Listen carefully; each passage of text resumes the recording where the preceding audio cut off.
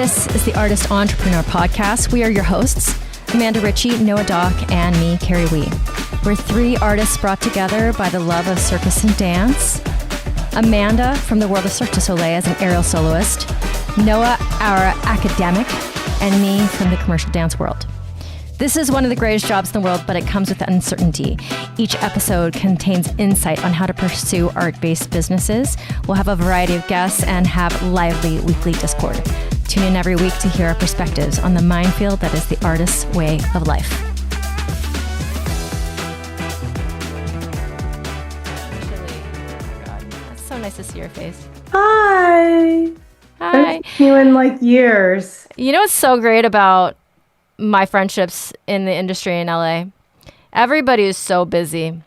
And every time I see somebody from that time in my life, it's like no time has passed. It's like there's no, what's the word? Obligation. It's just old friendship. It's wonderful. Yeah.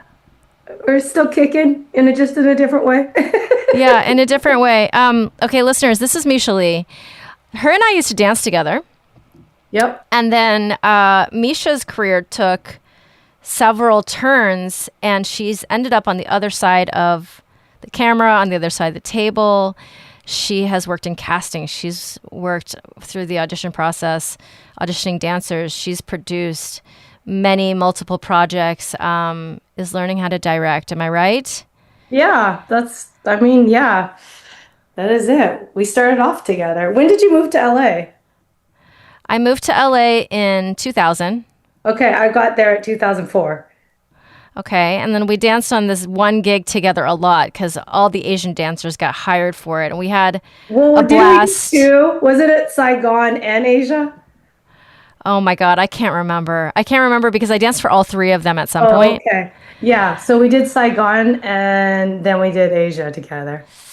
And it was like a hard gig because no one really understood the music, but we were together at least. Yeah. And Meisha kind of found different niches in our industry, and I wanted to bring her on because we have a lot of like young artists listening. Some are aerialists, some are dancers, some maybe actors. Yeah. And I always like bringing my friends who've been through the paces because there are things that you learn that you would not know otherwise. There's a wealth of knowledge in all this experience, and let's help these young people out if we can, I think.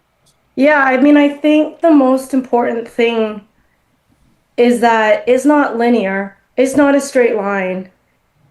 It might look like that from a bird's eye view and 20 years later, but it is so much of a roller coaster, so much back and forth. You think that you go one way and then you go the other way and then you come back there. So I think my story is really about endurance and being patient with the process and trusting the process.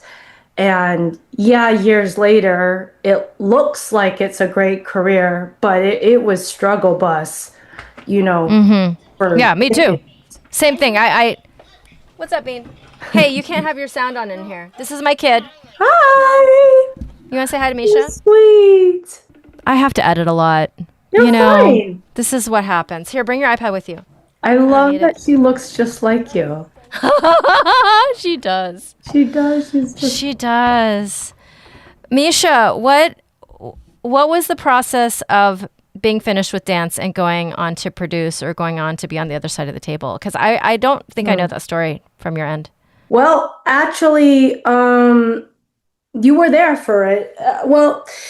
It's really interesting because, like, I always wanted to be a dancer. I moved here from Canada to follow my dream of being a dancer.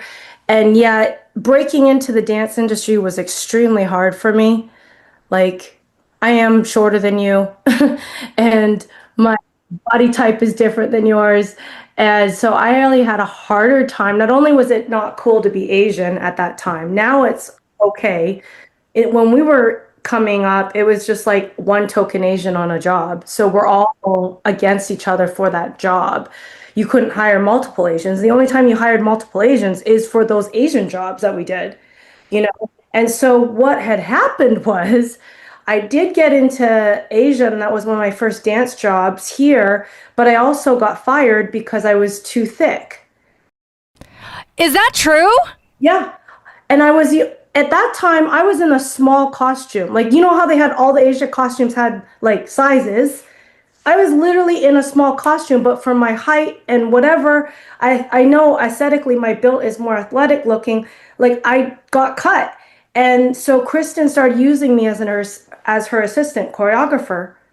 And that's how I moved from dancer to assistant choreographer. Oh, see, I didn't know that. But can I tell you that the women who were in the costume like department in Vietnamese, they would be saying how fat all of us were. Everybody was. Yeah, because from their standpoint, we were too fat. And Yeah. we weren't fit, you know? So that was pretty horrifying and really hard to take as a dancer and anything in the industry, it's always about your looks, and it's so hard to not let that get to you, and it just does sometimes. And so that was a really hard blow not to be able to be part of that cast, because I was literally, they said to Todd, who was still the agent at the time, that I was too fat. So by the way, listeners, Meisha and I standing side by side look incredibly similar. No, you're leaner. You're taller and leaner. But I'm like literally 5'2". I had an ability to look taller than I was. But I wasn't actually, like, if you really took our measurements, Sure. they're threading a needle there. You know what I'm saying? Thank you. Yeah. It was really hard. It was just hard to swallow. And I wanted the job, and I wanted to dance with everybody, and I didn't look right. And so I thought that was a horrible, moment, but it really it pivoted my career and made me have to use my brain to be able to get hired. And then why I say that my career is kind of a roundabout way is because I started assisting, and because I was assisting, I was able to jump on projects as a dancer. So more dancing came after I started being assistant choreographer than before. And usually we go up the ranking dancer, then assistant choreographer, and so on. But mine was, I had to come in like the back way, because to me, it was I wasn't tall enough, I wasn't thin enough, and I wasn't pretty enough, and I was all these things. And so I had to use my brain. But at that point, it actually was pivotal, and it set my whole career up, because then I started using it as my weapon. It's like, I'm going to be the smartest one in here. Yeah, it's your strength. Forward thinking, and I'm going to use this as a strength, and not, if I can't be the cattle call dancer that you get to go there and stand in a line and get picked out amongst like 200 people, that's not going to be me. Well, I kind of feel like, okay, I have so much to say about this. Yeah. Sometimes I feel like the assistant choreographer is usually a dancer as well. Yep. And they're directing everybody, and they know the movement in a way that the dancers don't yet. Mm-hmm. And sometimes the director looks at the assistant choreographer and is like, why isn't this person in this? Mm-hmm. I feel like that has happened to me too when I'm in that position, because they go through this casting where they're looking at things like what you look like, how tall you are, this stuff. But when it comes to the movement quality that choreographer wants everybody else to emulate, you are now emulating it way better, because you've been trained, you've been working with that choreographer longer, and you know their style. Yep. It happens all the time. Here's my question. Yeah. So were you naturally a great assistant? Did you have that skill set naturally before you went into it, or do you feel like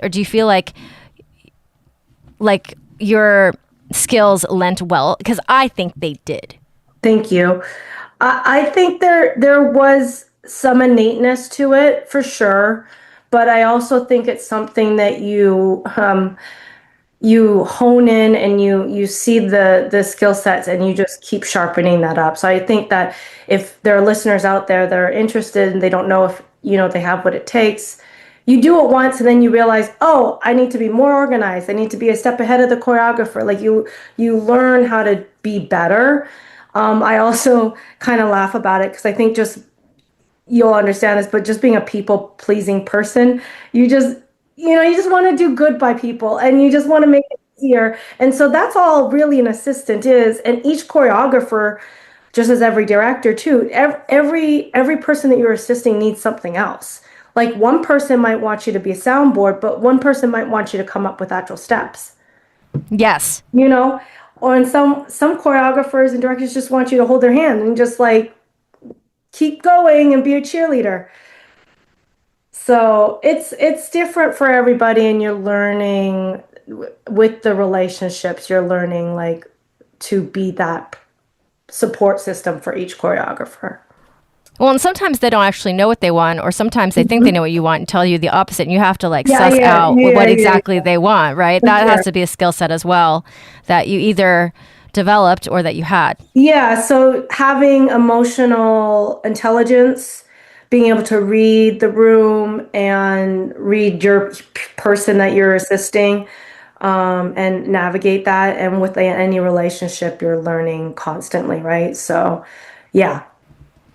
So funny perspective, because I remember when you became the assistant choreographer, that all had happened and I didn't know that, right? We didn't know that. Yeah. Or maybe some of them did. I didn't. Okay. My thought was, how did Meisha get promoted? Yeah, it promoted, demoted. That's what I'm saying, and why I started this podcast off that way. It's like it looks one way, but like it's roundabout and backwards, and you're just like, oh my gosh, how am I doing life? Well, yeah. I mean, 100%. I assumed you got promoted. So, okay. Here's a thought. Do you think, had you been a dancer today, the way things have changed, and all the body types that are getting hired, do you think you would have had a different experience? I absolutely do. Okay. I do. But then there's a different world too. Like I would need to be posting online and doing videos and branding, it's a different world, but I think being minority is more accepted now. I think there's just more opportunity for if you don't have to be like 5'6" and blonde and tall and lanky, like there are other types, and most of the stuff at least I've been part of too is we're really trying to find one of each type and put them into a cast. So I think it's a way more inclusive and more about talent and who's the best in the room, which is great, but it also is a different demographic as far as like, what you have to do and your hustle in between. Back in our day, I felt like there was 2 female types. I felt like there was, or maybe 3. One was a hip hop girl. Yep. Who kind of was like a tomboy. Yep. The Reno, Maris, all these girls. Yeah. Not the Groovaloos, but the Beat Freaks. The Beat Freaks. And then there was the Pussycat Dolls and everybody who tried to be a Pussycat Doll. So it's like you were either sexy, like everything's sexy, or everything is like you're trying to get onto like Dave Scott's new project, and be like dance like a boy, or be a tall leggy blonde from Marguerite Derrick's. I don't feel like there was any other category. Am I missing a category that you can think of? I mean, later on, I think commercial wise, they started casting more normal looking people, which later helped me get into the TV stuff. I feel like when we were younger and going on a lot of the auditions, you're right. It was those 2 types. But I will like to shout out an audition that we did together, because when I'm brought into different dance programs, I constantly talk about this one moment, and it's with you. Oh my God, please. I'm so excited right now. What is it? The craziest audition I've ever been to in my entire life was for Gwen Stefani for, I think it was the Rose Bowl halftime. They were hiring all Asians for Holla Back Girl. I don't think I was at this audition. No, you were. Okay. So what happened was Showtime was auditioning, Yes. and we learned the combo from him. And this was right around Christmas time because I had gone back to Vancouver. Block called me for this. I had to fly back just for this Yeah. audition because at that time there really wasn't any jobs for Asians, and Yeah. You were there. You were the there no matter Harajuku what. girls were already there, so you're not really getting it. But this was the one time Oh, it that's was right. it for they were hiring like 20 Asians for it. So I flew back. We were at Millennium, at the old Millennium, where they had the dome, but we were in the smaller room. We were at Millennium doing the audition. Showtime does it. We learn it.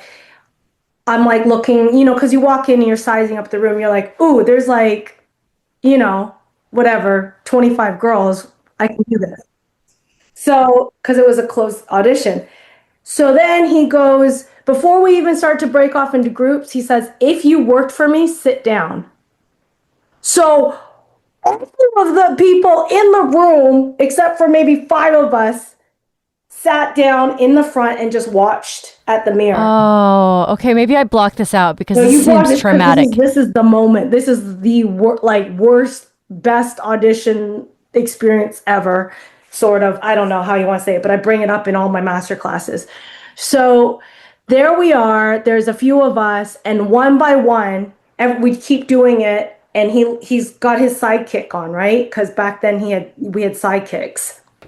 Oh, like our phones were sidekicks. Oh my God.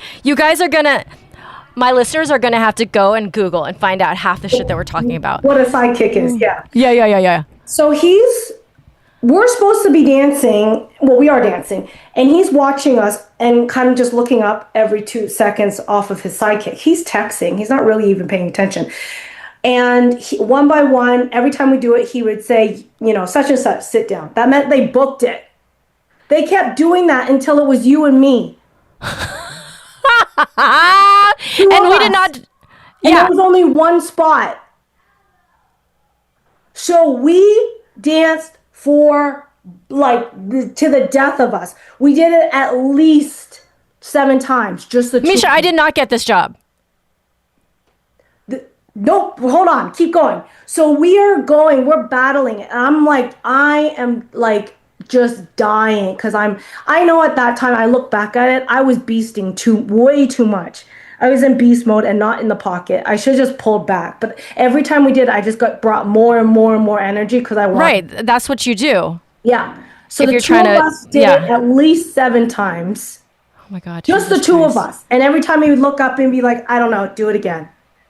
I don't know, we'll do it again. Meanwhile, all our dancers in there are just like, oh, like they know what we're going through and how hard this is. Well, and we're different dancers when it comes to Yes. that. That's probably why you were doing that, because I usually took the other end. Yeah. I would take the girly route. Yes, exactly.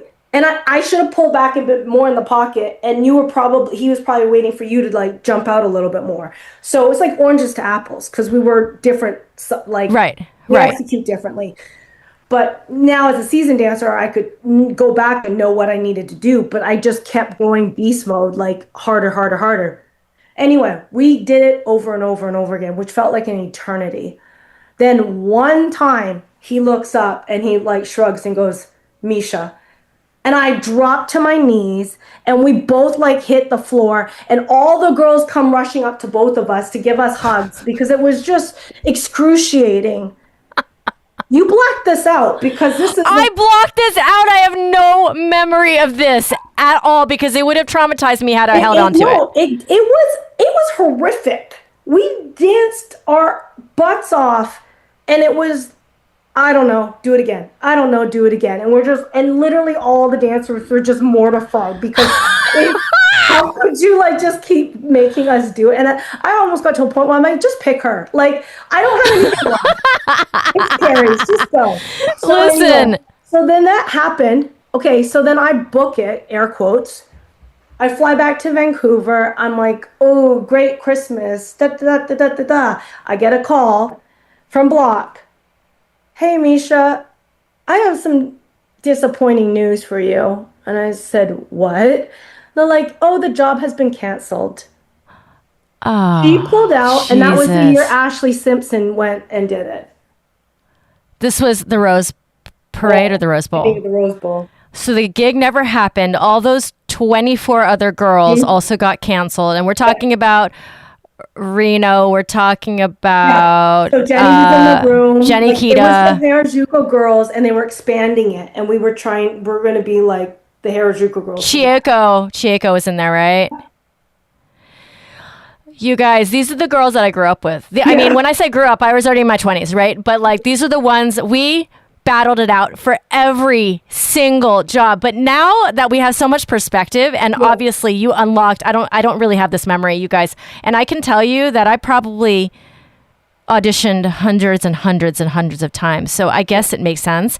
But this seems quite traumatic. Yep. You blocked it out. It was well, because I was the only person in the room that didn't get the job, and I literally don't remember. You can tell everybody when you tell this story that you've talked to me, and I blacked it out. That's how much. That's the next part of the story. Yes, I love that. Oh, please tell me. Please, so please. Funny. Yeah. But yeah, no, I use it as a teaching tool. Like. And what are we learning, by the way? I mean, it doesn't count until you have the paycheck. Yeah, until you're done. Until you're done and the paycheck is in, because you could also film something or be in a music video and never comes out. Yeah, absolutely. You know? So, and I could never put that on my resume, and at that time, that was the biggest job, was Gwen Stefani. Yeah. So it was just I mean, honestly, like, thinking about it in such, like, we have such perspective, I have to say, just being there in that room, we had opportunity that a lot of dancers today did not. Yeah. Like, to be in a room with 25 people, there are 25 spots to be given, or maybe there's 30 people in the room, whatever. Yeah. Like, that job was possible to get. It was gettable. And the choreographer, even if he was not really paying that much attention, because he already knew he had his core, right? His core dancers. Yeah. I mean, Showtime he's incredible. Yep. He's incredible, and all those dancers are incredible. And to be, I think you were hard on yourself, but you were still in the same sentence. You're in the same paragraph as all of us during that entire time. So, I understand how, I was once told by the choreographer who did La Flor de Sans, which I was a part of for 7 years, to lose weight during some parts of that, because I would kind of like, you have a 5-10 pound range, right? And you would just kind of be at the top of it or the bottom of it. Yeah. And, I knew in my heart she wanted me to be 10 inches taller, but I can't do that. No, you can only do so much. You can only do so much. So, oh, wow, Meisha, you got me with that one. I did not know that was coming at me. Okay, so let's go to casting and auditioning then, being on this amazing story that you have for me. Now, you live in LA and you kind of feel the industry. I feel like there's a feel to it all the time. And I just feel it from afar. It's not the same closeness. What are the challenges today? What are the better things? I think we talked about one of the better things. It's more inclusive. Yeah, what's your take? I honestly I know that there were more auditions when we were auditioning than there are now. I think that productions are cutting budgets. They're just not getting the budgets that they used to have, and they're not necessarily seeing the value in dancing. So there's a lot of jobs that are no dance or very minimal dance. And I just don't think that the opportunity is as much. And then on top of it, after COVID, then we started moving into self-tapes. Yes. So people are not doing as many in-person auditions. And I get it, because there's a lot of work to do. It's easier to kind of scan through some videos and find your people. And so the opportunity is less. So I do think it is a different landscape, even though it is more inclusive. The amount of times you get to audition, and most of the time when you're auditioning, it's practice, right? Like you said, you get more than that, but like we did thousands of auditions. So, Yeah. Yeah. you get 100 no's and then you get a yes. Like that's what I tell my students. It's just like, oh, okay, you didn't book an audition. Well, you're 99 auditions closer to booking. Yeah. But, it's different now for sure. I mean, is it the same amount of bravery? Is it more? Is it harder? It's kind of hard because we were in this world where it was analog, right? Everything was analog. Everything was in person. Yep. There were less of us. We got to really hone in our skills. We got to practice a lot. And we were in this sweet spot of this pop industry, of the dance industry. I would say right now is also a sweet spot. When it before us was in the sweet spot. Like you look at Allison Falk and all the kids that were in Tremaine and then moved up with Marguerite. Like they were the students and then they booked. Yeah, I mean, I'm kind of like half in, half out because Kristen Dennis, I would put in that same category. Sure. She got to LA literally 9 months before me, Whoa. and I think that Gilberto, how do we say his name? Who was with J Lo and Christina Aguilera for all these years. Yeah. Gilberto. He just put up like 25-year LA anniversary, and I was like, Can I use your makeup? Yes, that's fine. Don't do anything crazy. Oh my God, I say yes sometimes, and I probably shouldn't, but I'm just trying to get my stuff done, Mish? So, we were in this sweet spot. I understand what you're saying because people who came a couple years after me felt that they missed like a wave, like an ocean wave, because it was the ocean wave right before, and those people got those jobs. But if you look at today, I mean, the Cat's Eye, Gap ad, there was just one for a little, young Miko. Like when it comes to dance on film in a way, and some of these dance companies that are in around the world, I feel like dance is making kind of a digital resurgence, but that doesn't necessarily, it means opportunity for everyone who's trying to do it, right? No, because I mean, those types of things you're talking about, like those are coming with companies too. Yeah. It might be, they're just hiring someone's company, so I don't know. I think there's no, look, it's ever evolving and the point is it's not a straight line. Like you just have to feel the temperature and kind of gauge where you're at and try to make your best decisions from where you are. Like it's going to, every generation is going to have its pros and cons, and they're going to have a different game than maybe the generation after and before it. So I think it's just different. Okay. The advice that I'm still giving to dancers today, and I want to compare it against your advice, what you like to tell people. I still believe that unless you want to be a modern dancer or a ballerina or on Broadway, you got to move to LA. Yeah. What do you think? Is that what you think? Yeah. I mean, you can be a small fish in a big pond. That's where I started, is in New York.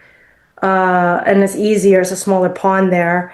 But like, if you want to make it in different areas, like you have to be in LA, and mostly it's because the LA dancers are so seasoned that your competition is higher, that you have to rise and elevate to a certain level that will get you booked across platforms. Yes, we are giving the same advice, even though we haven't talked for 10 years. That's amazing. Yeah. Yeah, I mean, it's a meat grinder, and you have to compete against, I mean, you and I, that's a very good example of like feet in the fire, battle it till you drop. Yeah. Because, I mean, I consider, we're like petite little Asian girls, but in our type, we were in that room, and we were in that room for probably 15 years. Yep. And I feel like the process of being like out of the pan into the fryer, whatever, audition after audition. Yeah. It makes you better. Yeah, and I want to, like, I say to my students too, it's like a lot of times at the auditions, it's not just the people at the table that you're auditioning for. 9 times out of 10, you're like, if you do well in audition, like I would try to do well for my peers, my colleagues, because what could happen is they see you at the audition and then they're in the next like carnival piece and they're like, oh, I need a bookend. Oh, what about, Meisha? She did really well in this audition. Like I never booked out of the audition, but I got referred maybe by a friend that saw me do well. Yeah. And then would put me in front of the assistant or a choreographer and give me a chance there. But like it wasn't like, don't forget that when you're auditioning, it's not just like there's so many people in the room. Just do good and there will be a ripple effect. Okay. Oh my God. Are you experiencing perimenopause yet by any chance? Oh, big time. Because I just got on HRT. I just got on estrogen and progesterone about 5 days ago. And it's not really helping that much yet, but my brain fog is bad. Mine is that I woke up one day and now my pants don't fit and I'm having to buy different pants. And I'm like, wait, what happened? Like I'm eating the same thing. I'm actually working out more than I ever worked out. Like it doesn't make sense, except that I think I'm going into, perimenopause. Perimenopause. Okay, let's talk about the agent role in all of this. Are you still with an agent are you performing at all? Not really. Not really. Not really. But I would if a SAG job came up and landed. Yes. I would definitely put on my dance shoes for that. I'm still with Block, actually. I've been with Block for 20 plus years now. Me too. And I love how Stephanie Landwehr contacted me. She like when she started her job there, she contacted me and she was like, Kerry, you're part of our legacy department. I was like, old as fuck dancer. I was like, oh, that's what you're calling it when we're all retired. But in case you guys have a Gap ad that has 50-year-olds, you want your roster. Yeah. I will absolutely do that stuff now if it came up for sure. But yeah. What advice are you giving to students who are trying to get an agent? I think there's a step at all seasons, meaning like you have to do what's in front of you and do it the best that you can at that moment. So if you're in class and you're not being pulled out, well, then your first step is to get pulled out, right? That means that you've in that situation, you might have booked the job, air quotes.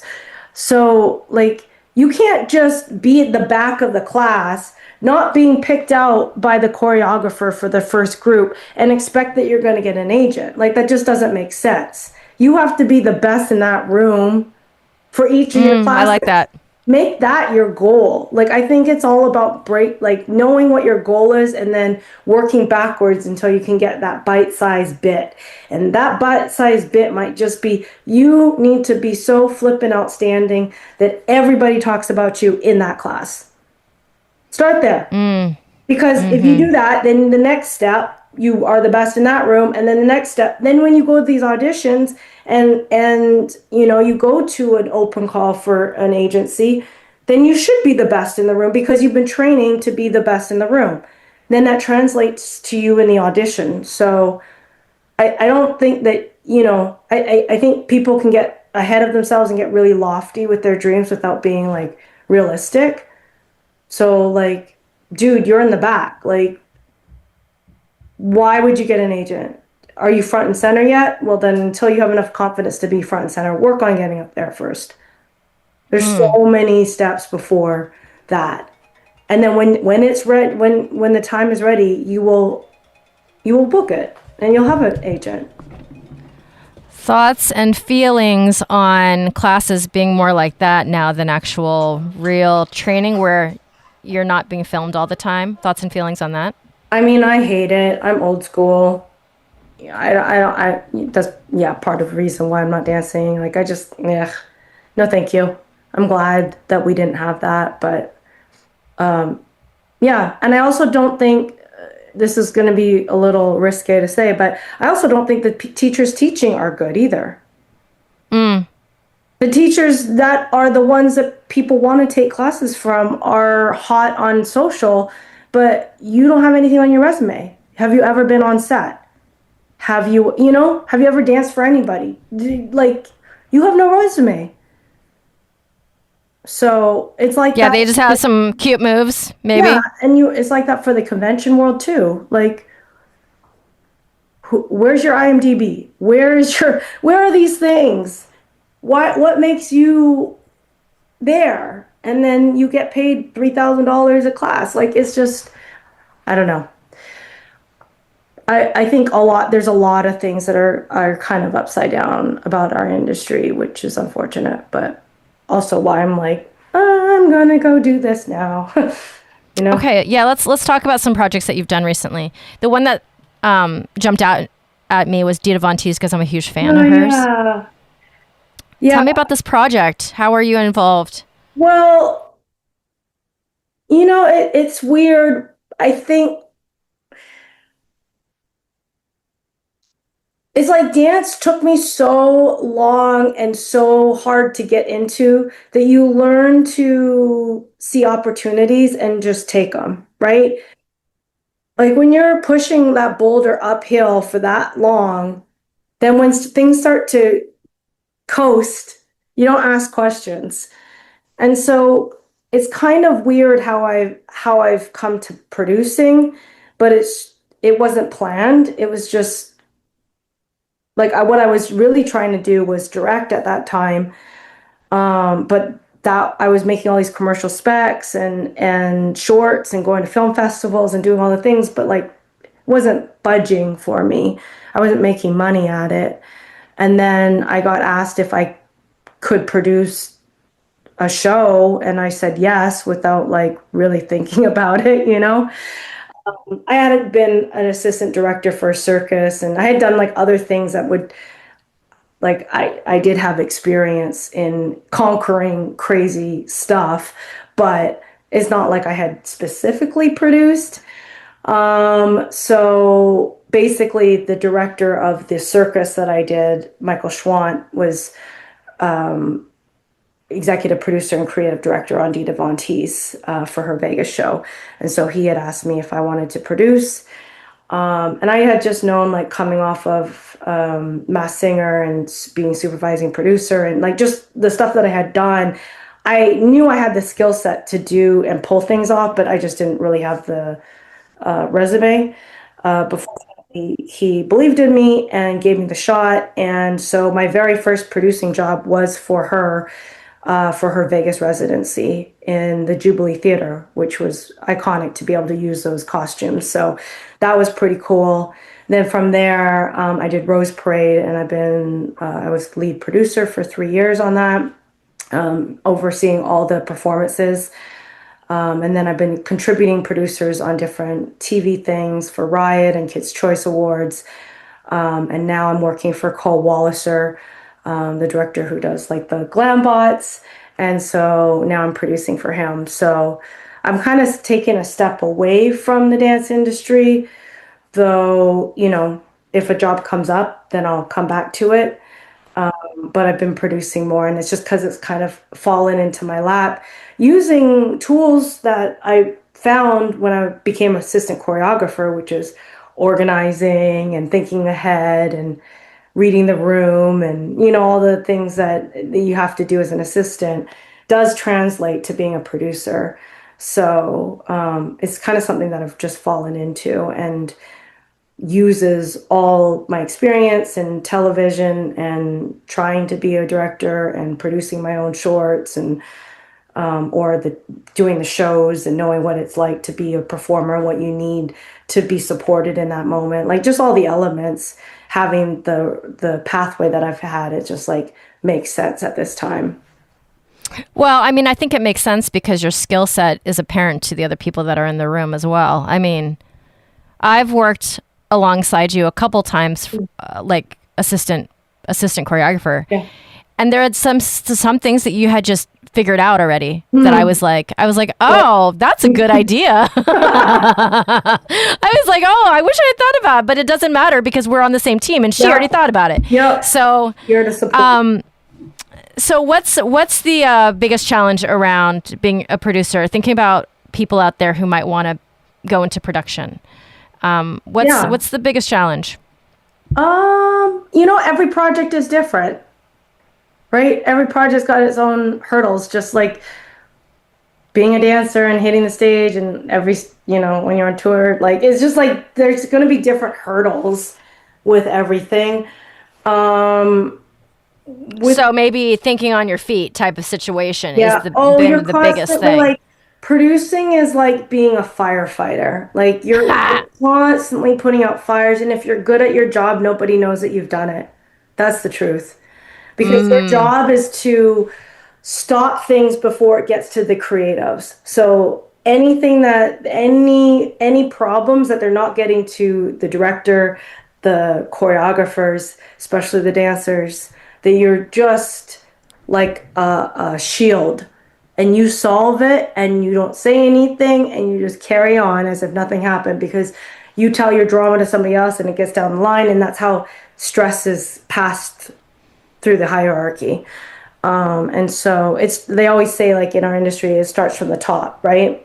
So how the top manages the stress dictates what it's going to be like on set. And we feel that as dancers, when the director's upset, but the director's probably upset because the producer got upset, producer's upset because the client, the network was upset.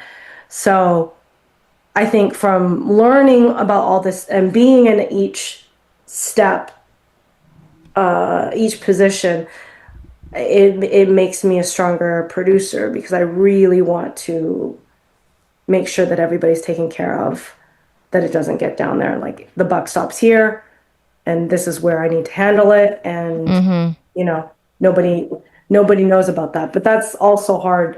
I must say, being a performer, that I think that's my hardest thing about being a producer, is that I don't get the praise, being a performer. We're up there, we're wanting to be on in the spotlight, and that's like been the biggest thing for me, is like, you don't get, the dancers get it, the choreographers get it, like everybody else is like shined on, the director, like everything, and like the producers just like PA, like you're just slumming it, it's hard. So well, it's like if all the trains run on time, no one's getting an award. Yeah. But miracles had to happen for those trains to arrive at time, so everybody could get on and have their ticket in hand, and a snack at their seat. There's things that had to happen in order for everything to be a beautiful production. So, yeah. Okay. So you've gone through a lot in your career. How has all of that come together to make you most effective now? Do you also feel like directing or producing, it is almost necessary to have been a performer? What's your take on that? I don't look. Everyone's got their own path, and there are super brilliant, genius creatives out there that will just land here and do it. And good for them. So, there's God-given talent, and some people will just go into a craft. They won't have a sideways, backways, and around about way like I did. Was it necessary for me? Yes, because I think I can be a stronger leader, knowing the woes that I went through as a dancer, as an assistant choreographer, as a choreographer, as assistant director, a director, all the things. I think I can be a better leader because I know what it feels like to be in their shoes. I can anticipate their needs and make sure that all of that is taken care of, or delegated at least. As far as a director, I think I can work better with talent, knowing the insecurities that come up as a performer. So if I hadn't performed, then I wouldn't be sensitive to working with actors or actresses, and if they don't feel confident, like, I got you. Like, I'm going to get you there, because I know what that feels like when you don't feel great about the choreography and you're thinking about the steps. How can you possibly get in front of that camera and perform? So I think it's made me stronger that I've done each position. But is it everybody's path? No, because maybe they just have intuitive, feeling about that stuff. Yeah. And Yeah. their approach would be different than mine anyway. So, but 90% of people, 95, 99% of people probably need to go through the steps. Yeah. Yeah. It's kind of those weird geniuses that drop in. Yeah, but And it's they just can. like me, commenting about teachers. It's like, I'm saying that because they didn't go through the steps, Yes. Yes. And they So needed to go through the steps. I think in Correct. order to be a knowledgeable teacher, if you're gonna look, if it's competition, if it's something else, then fine. But if you're gonna say that you're an industry teacher, then you should have some industry experience. So I 100% agree with you. Meisha, to all the young artists out there who want to step into the business, what is your list of advice? how you do anything is how you do everything. That pretty much sums it everything. Like that, I mean, that's how I try to teach. If I'm working with students, if they don't get anything from me, if they just put that down and live by it, they'll be fine. Because how you do anything is how you do everything. So this is worth that work ethic. Be excellent at everything you do. Make your bed, tidy up, be courteous to your friends, manage your relationships, be on time. Like you can't be sloppy on one side of your life and then think you're going to be successful somewhere else. It just doesn't work like that. You need to be excellent when you're grocery shopping. Be excellent when you're driving. I don't know. Like you just need to be that all the time and be intentional. And how you do anything is how you do everything would be definitely one. I would say that it's really important too when you're looking at your career. Sometimes when you're like hustling and like looking at it and just so like obsessed with it, it's when you take your eyes off and like move to something else and kind of let life happen that something really cool could open for you. You know what I mean? Like you might be knocking on that door for hours and it's not opening, and that's okay. Like let life happen. Sometimes you just got to go with the flow, and then you can turn around and something really cool might, like the thing that you've been wanting might happen. Like for example, I just got Emmy nominated for choreography. Congratulations. What was the job? It was for Kids' Choice, and I produced for it, and I was also choreographing for it. But that happened when I was already moving into producing. That wasn't happening when I was doing choreography. It just happened that that job came up, and it was like I there was a gut feeling that even though I was producing it, I'm like, this is my job. Like I need to do that piece because I had worked in the circus, because I had like it was asking of all these elements that I had already done that experience. And so I basically said to the EP and creative director, I was like, I know shouldn't be doing it, but I am, this is my job. Luckily they agreed with me, and later on we all got nominated for the Kids' Choice Awards. But that happened when I was producing. That wasn't when I was like focused on choreography, right? Like, oh, I just want to be a choreographer. I just want to be seen by my peers. I just want to be like all the things that you're looking and you got your attention on. It didn't happen then. And probably the same with dancing. Like I was just trying to be the best assistant choreographer I could be, and then I got more dance opportunities. Oh my God, that's a big deal, Meisha. Thank you. So That's it's a kind of big cool. deal. Like as I wrap up my career, it's like, well, like I have that, and I'll have the plaque on my on my mantle and my fireplace, and I can know that like, wow, like something really cool happened. But had you asked me that when we were trying to be dancers, when I got fired from Asia, Yeah, eat your heart out, you Asia. just like Jeez. don't even like see this happening for yourself.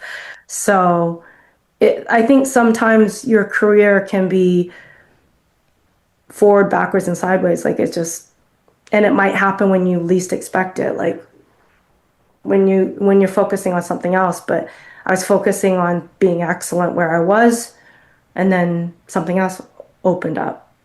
And that's kind of how a lot of my career happened. It's just, I just wanted to work. Where do you see yourself in 5 years?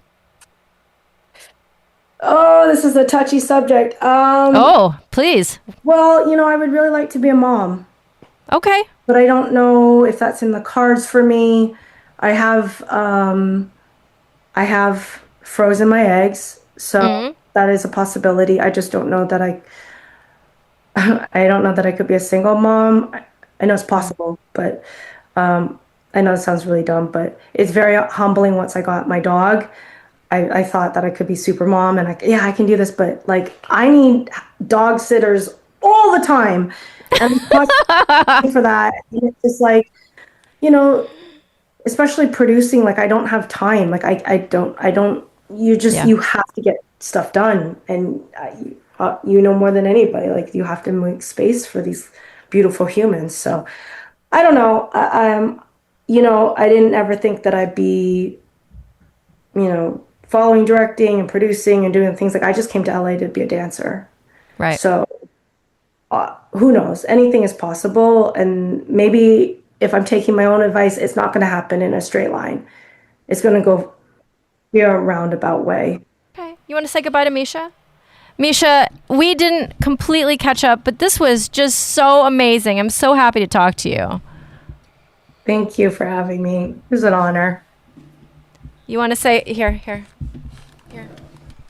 What do you want to say? Bye-bye. You don't want to get to know Meisha? You're beautiful. Meisha, let's just keep in touch over text now that we know we have never changed our phone numbers. I know. Thank you so much for tuning in. You can find Amanda Ritchie at Grounded in Flight on Instagram and at Noah Doc on Instagram, as well as Red Flags app. And me, Kerry Wee, you can find at wrapyourheadaroundsilks.com. Thank you so much for being here. We appreciate you. We have so much more coming at you, including guests that are in this art world, that are blazing their way through new businesses, and just more banter from us. Thank you for listening. This is The Artist Entrepreneur.